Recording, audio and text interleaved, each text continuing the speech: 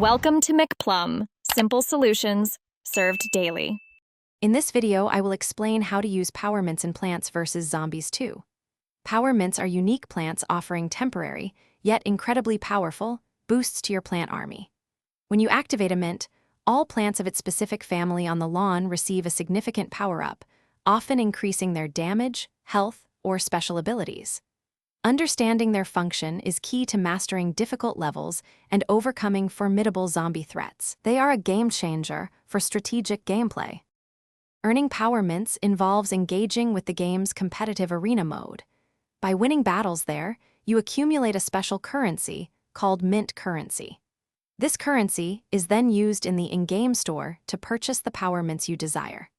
Keep an eye out for special events too, as these often feature specific mints for a limited time, providing another excellent way to expand your collection and power. To maximize your power mint's impact, timing is everything. Deploy it when a massive zombie wave is about to hit, or during a challenging boss fight to amplify your defenses.